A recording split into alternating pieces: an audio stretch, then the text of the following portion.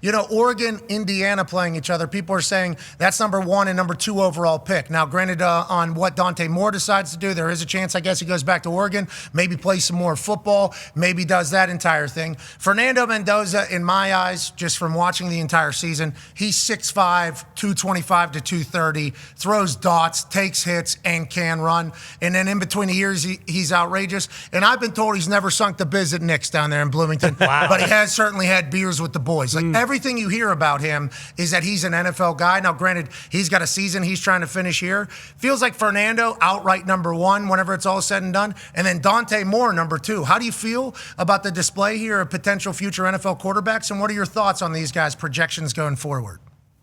Yeah, the more I've watched Fernando, the more he reminds me just play-wise of Trevor Lawrence. You know, big, physical, athletic guy.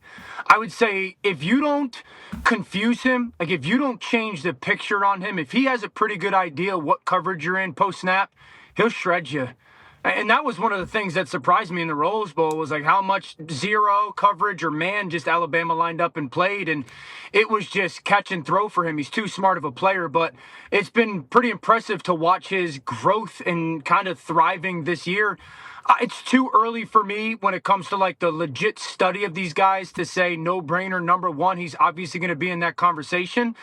And then I think for Dante, if you protect Dante Moore, he's Matt Ryan to me. Just so smooth. And I think that's the thing that happened last time they were out, Indiana out at Autzen, was just they made him uncomfortable. And he never allowed to play in rhythm. If you allow Dante to play in rhythm, he'll cut you up pretty good. And so that's the advantage that Indiana has. You know, I'll be interested to see how Dante and that offense performs. Does it change his at least potential plans if he has them? I had heard yesterday from somebody that has some interest in it that they thought he was going, you know, and or felt confident that he was going to go.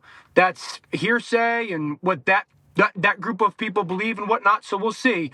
But I do think that both of them have really high-end potential to be first-round picks. I mean, there's numbers floating around for quarterbacks right now in college, like $5 million, $5.5 million. Do you stay at the place you're at, $5 million, build up your resume, build up your confidence, build up reps, build up everything, and then go in the following year? I mean, that's on the person to decide. Obviously, that's for them to choose. Yeah. And congrats to them being in a position to be able to do that. Fernando, brother, you talked about his cover 0 awareness. Penn State game winner, cover 0. Iowa, winner, he hit the game winner, cover 0. And he even told us the other day that he's in the middle of a play and he's like, oh, they bluffed me, they got me. And then he's making a decision later. It's like he gets it, you know, like he. You got to mess with them, man. Like you got to mess with them. You got to do some things that are a little bit unorthodox. You have to consistently change the picture on them. You guys have heard me say this. I think there's 2 ways to really impact quarterbacks. You either speed them up or slow them down. And right now, you're not really doing either to Fernando. And I think the best thing that Oregon can do, knowing how good Indiana's offensive line is, it's like you've got to try and slow him down. You have to get him to second guess what he's looking at. I'm telling you, this is a generational guy. Yeah. I think he's generational. That is how I am describing Fernando Mendoza. Not just because the way the ball comes out, the way he's built, 6'5", 230. I mean, that is exactly what you want. He can run. He just got the edge on Alabama, okay? That's an SEC team. He gets the edge, picks up the first down.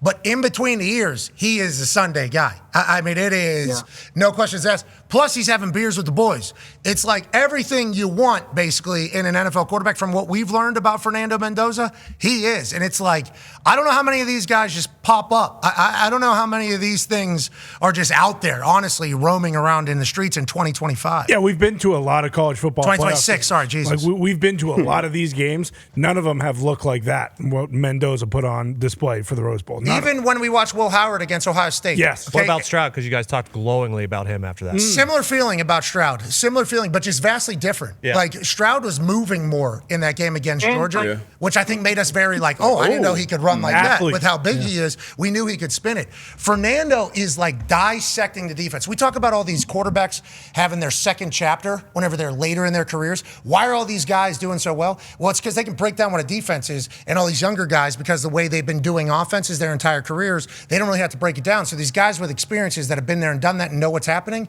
they can make the best selection for each play. It's like, feels like Fernando's already at that. Feels like he is already at the second chapter where he knows what you're doing. His answer to us the other day was outrageous. Every play is a puzzle, basically. Yeah. He's a nerd. Like, we know he's a nerd. He's a football nerd. Every play is a puzzle. That's how I look at it. I just got to figure it out. And then, ooh, you got me on that one. Let me go to my check down piece that I got right over here. It's like he talks like a 10-year vet whenever he's talking about defenses, so much so people think he's a robot whenever he's talking about it. And to all of this, and Saban talked about it a little bit going into the game. Bama going into the game was primarily a zone team. But Fernando has been so good against zone all season long off of the RPOs. That was the storyline coming in here. They were like, Bama's going to have to run a lot of man.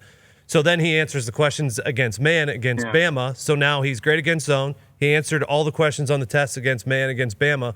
So Oregon, it's in a bit of a pickle here about what to do against Fernando coming into this game. 6'5", 230.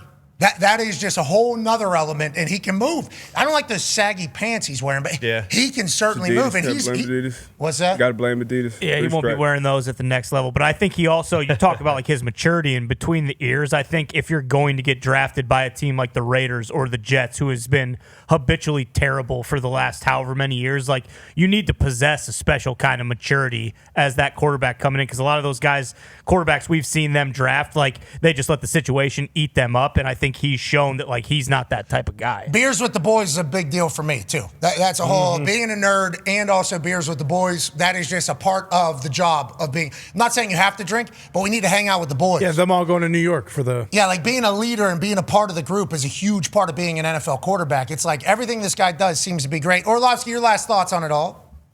Yeah, I think the thing that stands out is nowadays to be top pick and really good in the league, you have to be a three-tool player. You got to beat dudes with your arm, your mind, and your legs. You have to have that capability. We see it with all the good quarterbacks.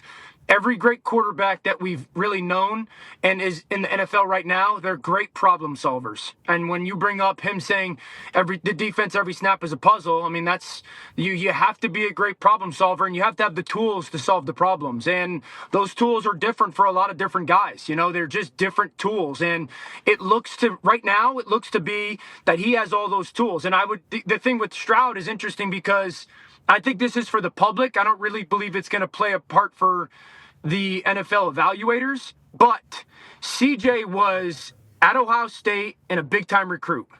So it was like, oh, you're the Ohio State quarterback and you are a star recruit. I still think that there's going to be people in the public thinking, wait, this is the kid that went to Cal and then he transferred to Indiana and he's going to be the first pick. And it's like, if you just took the human, moved them to their traditional powers of college football, there probably would be a less negative reception on that thought with Mendoza than it would have been. I agree. First impressions are tough to kind of shake. Fernando's living a college life with the boys. Did you hear that, AJ, whenever he said that? I thought that was a big deal for the number one overall pick. I agree. Yeah, because you wouldn't think that. And then I saw the clip of him walking in with the boys to a local establishment. It looked like, I mean, that is true. Like, you don't have to sit there and go and get hammered with the boys every single night, every weekend, but I think you need to hang out with them off the field for sure. Team chemistry is built a lot better around a keg than it is kale, has been my saying since the beginning of time. Now, you could change kale out and put maybe another leaf in there, and maybe I would think it's kind of equal, but nonetheless, need to be hanging around the boys. Like, that needs to be something that a quarterback does. You're the CEO of the locker room. That is what your immediate job is. So you got to know everybody, you got to have relationships. You got to take time out of your life to build the relationships. And it's like, I think Fernando has all the pieces. He just got there about a year ago.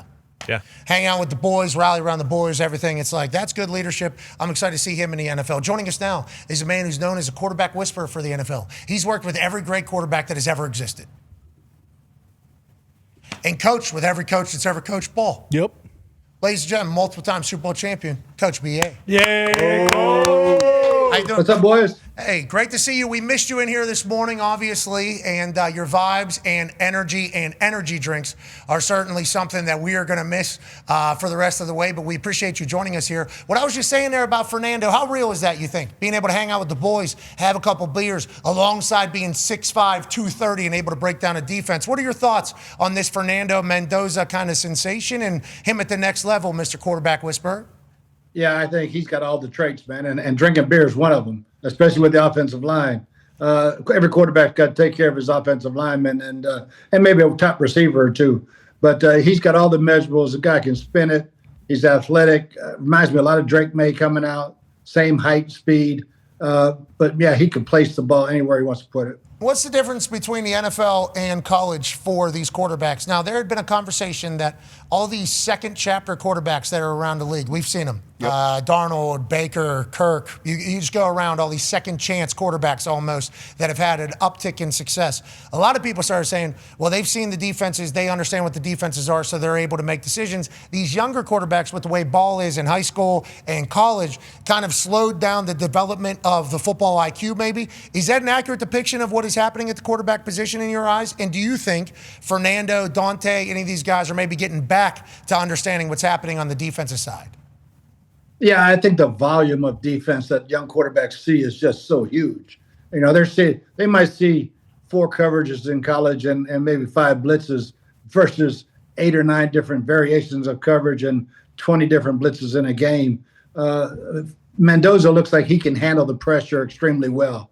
He seems very bright. Haven't sat down with him. I'd love to sit down with him, put him on the board and get to know him a little better. But he just looks like he's got the cerebral part down pat. How many young quarterbacks should we see having success in the future? Because it has been a little bit of a run here of these younger guys starting to really break out.